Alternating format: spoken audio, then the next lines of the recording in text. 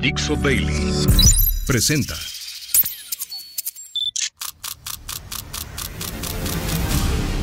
La Vuelta al Mundo en unos minutos. It's a clash between barbarism and civilization. A dangerous world of chaos, death and destruction. La internacional fascista. Yes, she can. Con Nacho Montes de Oca. Bienvenidos al Globo, mi nombre es Nacho Montes de Oca y hoy vamos a hablar de un tema que es sumamente polémico, porque una parte dice que Rusia es resiliente, que resiste las sanciones, que puede sola contra todo el mundo, bueno, sola no, con la ayuda de China, Irán y Corea del Norte, y el resto pensamos que no es tan así. Pero como discutir no tiene sentido si no vamos a los números, hoy te voy a dar algunas cifras, ¿sí? Con el Globo vamos a viajar, vamos a hacer un sobrevuelo sobre las cifras que nos van a permitir develar esta incógnita. ¿Cómo está realmente la economía rusa? Es difícil de saber porque Rusia no entrega cifras, pero como nosotros somos una especie de detectives de las relaciones internacionales, vamos a empezar por el primer indicio. Si el 40% de las divisas del presupuesto que sostienen al Estado ruso en guerra provienen del petróleo y el gas, entonces ¿por qué no empezar por ahí? Lo primero que te vamos a decir es que el barril de petróleo se fue a los $60. Eso es como decirle a Putin que no lo van a aceptar como jugador de la NBA y que tampoco va a ser zar y que además es un viejo podrido y ya no es el hombre que desean todas las mujeres del mundo. Es una pésima noticia. De todas maneras él ya lo sabe las tres cosas. Pero por sobre todo sabe que con el petróleo a $60 tiene un problema gravísimo, pero gravísimo. Y te explico por qué. Mira, existen en Rusia dos tipos de precios de petróleo. Uno es el precio del petróleo Brent, que es el que usa todo el mundo, ¿sí? Se basa en el petróleo de Medio Oriente. Y el otro es el precio del petróleo Ural. Ural por las montañas de Rusia, te imaginarás.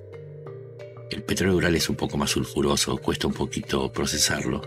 Es más pesado que el normal, digamos, y por eso es un poco más barato. El precio del petróleo Brent está llegando a los $61. El precio del petróleo Ural está en $56. Con esto no te digo mucho, excepto que empecemos a aprender un par de cosas sobre cómo se mide la importancia de este precio. Lo primero que tenemos que entender es, como en todo negocio, cuánto le cuesta a Rusia producir cada barril de petróleo. En promedio, el costo para extraerlo es de $20. Y vos dirás, bueno, de $20 a $56 hay bastante margen, no.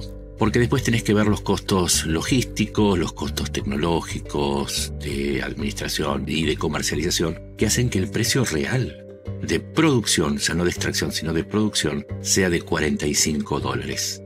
Y se nos achicó el margen, porque de 45 a 56 estás ahí. Hay un poquito más de margen para llegar a los 60. Acá viene el otro problema. Normalmente cuando vos vendés petróleo y lo transportás a donde está tu cliente, se hace un acuerdo y se dice, bueno, compartamos el costo del viaje. Pero como Rusia está sancionada por Occidente, entonces, desde que empezó la guerra, Rusia está obligada a pagar el flete, ¿sí? Lo que cuesta transportarlo. Para que te des una idea, un buque normal que lleva unas 730.000 barriles de petróleo por viaje, desde Rusia a India o China, cuesta entre 7 y 8 millones de dólares. Con esto, a esos $45 del costo de producción le tenés que sumar $10,7 promedio. Vamos a redondear en 11, o mejor dicho 12, porque además tenés un 1,5 de lo que son las primas de seguro, pues tiene que tener algún tipo de seguro, ¿no? 45 más 12, y todavía falta algo más. Porque tanto China, que le compra el 50% del petróleo que vende Rusia, como India, que le compra el 40%, dado que es un país en guerra y sancionado, le dicen, pero además quiero un descuento. Por barril le quitan entre 2 y $2,5. Sí, no hagas cálculos. Ya pasamos el precio del petróleo Ural. Lo pasamos por $2 o $3. Es decir, que hay un punto en el que para Rusia ya no es negocio vender petróleo. Como a la hora de negociar se hace un acuerdo entre el precio Ural y el precio del Brent, normalmente está en el precio de equilibrio, break-even se llama. Y si hay algo que sostiene a Rusia es el respaldo de China y la distracción de India, que prefiere no ponerse en contra. ¿Esto le está provocando a Rusia, esta diferencia en el valor del petróleo, le está provocando un agujero fiscal de 1.8 puntos del PBI de 1.9 billones de dólares? Muchísimo dinero. Pero no se terminan ahí los padecimientos económicos de Rusia, porque la otra fuente de ingresos es el gas. Antes de la guerra le vendía 240.000 millones de dólares anuales de gas a Europa, que redujo en un 90% ese consumo. ¿Sí? Es decir, perdió a su mejor cliente. Hoy China, a través del gasoducto, el Fuerza de Siberia 1, no le compra ni siquiera el 15% de lo que le compraba antes Europa. Esto para que te des una idea de la cantidad de dinero que está perdiendo Rusia, o que se llama lucro cesante, lo que no está ganando. Y además, si vamos al precio, en el mejor momento, en donde más ganaba, que fue el inicio de la guerra, el gas se vendía a 345 euros por cada megawatt de energía producido. 345 euros. Hoy se negocia en torno a los 30-35 euros. La 10ª parte. Es decir, que Rusia tiene que seguir produciendo. Tiene que seguir produciendo a como dé lugar. Porque tiene que seguir entregando, aunque se le genere una pérdida. Y además, mientras tanto, ¿te acordás que te conté que Ucrania estaba atacando las refinerías? También empezó a atacar a las plantas de gas. Solamente el último mes atacó 2 de las mayores plantas de procesamiento de gas. La de Koroboski en Volgogrado y la gran planta de Astrakhan, junto con el ataque a las refinerías. Y ahora vas a ver cómo se empiezan a encadenar los factores. Al atacar a las refinerías, está dejando casi 2,9 millones de toneladas de petróleo sin procesar. Y esos 2,9 millones de toneladas, ¿dónde van? A la oferta general de petróleo disponible. Es decir, llega un momento que Rusia tiene muchísimo más petróleo disponible, y como la ley de la oferta y la demanda también funciona en Rusia, al haber mayor disponibilidad de petróleo en Rusia, baja el precio. Pero al haber menos procesamiento de petróleo para convertirlo en combustible, lo que hay menos es combustible. Y eso trae un problema adicional, y es que sube el precio de la nafta y del gasoil. Pero si Rusia no cobra tantas divisas, tantos dólares, euros, yuanes, lo que fuese, porque ya no vende con el mismo margen de ganancia el petróleo, ¿de dónde saca el dinero para comprar ese combustible que necesita? Porque sus refinerías no producen suficiente como para abastecer el mercado interno. De hecho, producen un 38% menos que al inicio de la guerra. Entonces tiene que gastar el dinero que ya no tiene para poder abastecer de combustible a su mercado interno, que después, al ser más caro, al haber crecido 40% el precio, hace que sea más caro llenar el tanque en un país que es, después de Estados Unidos, el principal productor de petróleo. ¿Vas entendiendo cómo se concatenan los hechos? En total, para que te des una idea, la cantidad de divisas que dejó de recibir Rusia se mide en un 23%. Y no se termina ahí, porque ya dijimos petróleo, gas. ¿Sabes cuál es la tercera fuente de ingresos? O sea, la tercera exportación energética o en volumen, el carbón. Y el carbón bajó de precio desde que empezó la guerra de $457 la tonelada a 100. Es decir, que Rusia no solo recibe menos dinero por el petróleo, no solo recibe menos dinero por el gas, sino que también recibe menos dinero por la exportación de carbón. Porque ya no le compran, prefieren comprarle a Mongolia o a Australia. Y además su precio cayó.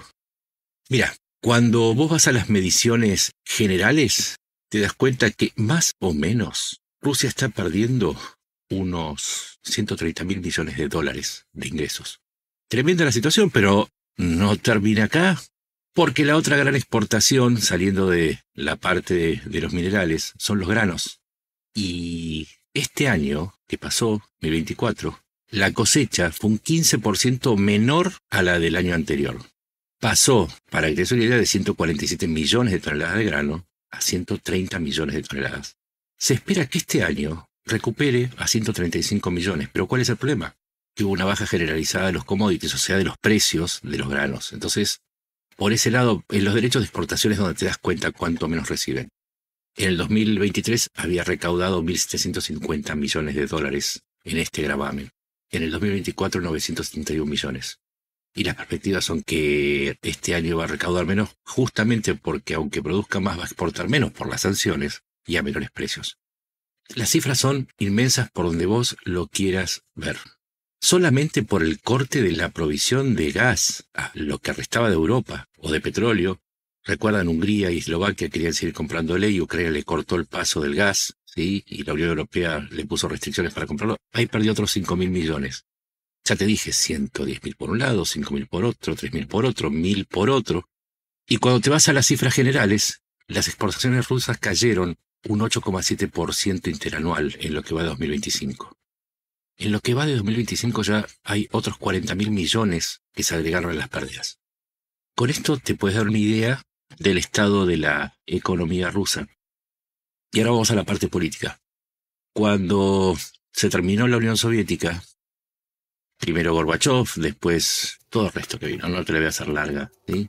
Yeltsin y después Putin dividieron la economía de Rusia, hicieron como lotes y cada lote se lo entregaron a un oligarca. Por eso los oligarcas son uno de los sustentos políticos, junto con los militares y el voto de Putin. Pero los embargos hicieron que pierdan en total, hasta el día de hoy, 126.000 millones en activos. 126.000 millones en activos. Por ejemplo, te tiro algunos nombres.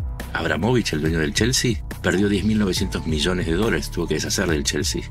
Hubo otros como Víctor Batsever, que perdió un yate de 180 millones de dólares. Entre propiedades, obras de arte, perdió otros 100 millones de dólares. Y hay algunos que perdieron cifras monstruosas. No te voy a hacer el conteo, pero de esos 126.000 millones de dólares se suman también con los activos de sus empresas, los que están perdiendo de ganar. Y encima de todo esto, Putin les empezó a exigir que paguen la invasión. Y no estoy exagerando. Empezó a subir los impuestos. Por ejemplo, a partir del año que viene tienen que pagar un 7% más. Pasó del 15 al 22 el impuesto a las grandes sociedades o a la renta personal, otro 5%. Les puso impuestos a las viviendas de lujo, a la cantidad de metros construidos en las fábricas y además les pide dinero para que aporten al Fondo Nacional, que a su vez abastece al Estado ruso para que siga la guerra.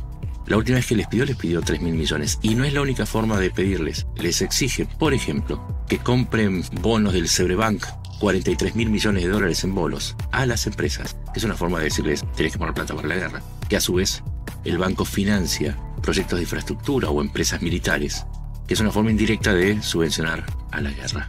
¿Será por eso que ya 12 oligarcas murieron en circunstancias cuestionables? ¿Será porque alguno se animó a decir, estoy cansado de poner plata en una guerra que no va a ningún lado? Y ojo, porque no solamente se mueren los oligarcas suicidados con 7 tiros en la espalda y uno en la frente de remate, sino que también han muerto 12 generales en circunstancias igual de sospechosas. Y otros 15 fueron depuestos porque se quejaron por el curso de la guerra. Te dije que hay un trípode, oligarcas militares, y falta uno. Pero antes de ir al pueblo ruso, te cuento que la mayor parte de las destituciones tienen que ver también con no solamente las críticas, sino con acusaciones de corrupción.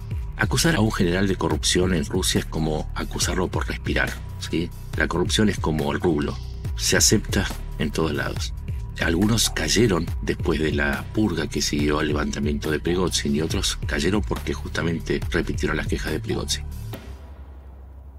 El pueblo ruso, por ahora, la aprobación de Putin está entre el 78 y el 79% de la población. Pero atentos, porque si bien apoyan a Putin, a diferencia de otras mediciones respecto al apoyo a la salida militar, algo está cambiando. El 66% de los consultados creen que es hora de negociar. Antes predominaba el militarismo. Nada de negociación, vamos a ganar la guerra. Un 38% de los rusos dicen que están afectados negativamente por la guerra. Antes ese porcentaje no llegaba al 20%. Es decir, se empieza a notar las consecuencias, no solo de la guerra, sino de los ataques ucranianos. Porque acordate, subió el combustible, si sube el combustible suben los alimentos, si hay inflación sube todo el resto.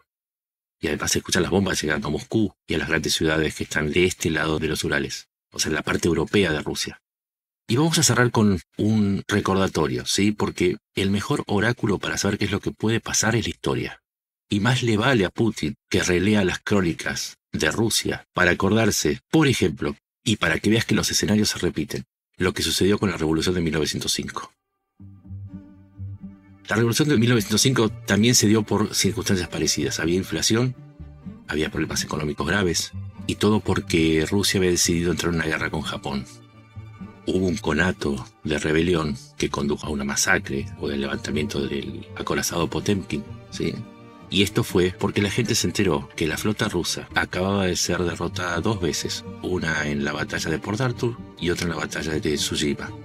Circunstancias muy parecidas porque todos decían cómo se va a enfrentar Japón, ese pequeño paisito, con Rusia. Una locura, le ganó Japón, lo destruyó.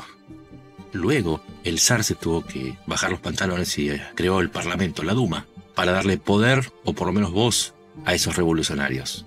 Fíjense cuánto cambia Rusia por una derrota y una crisis económica.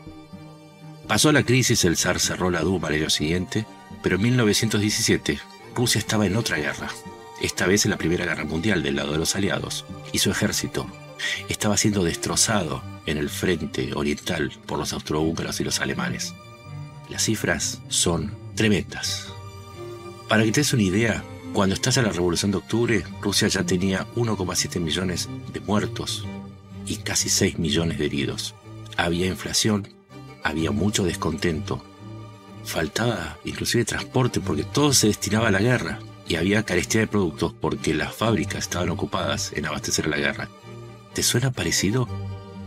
Y ahí vino la revolución que dio lugar a la Unión Soviética. De nuevo una derrota, cambió el panorama político de la historia rusa de una manera radical.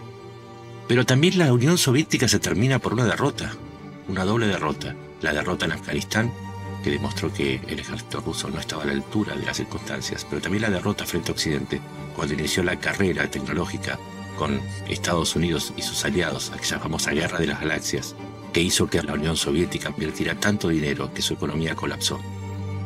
De nuevo, una derrota terminó con la Unión Soviética. Otra derrota trajo a Putin. Entonces ya te puedo decir que hay una secuencia.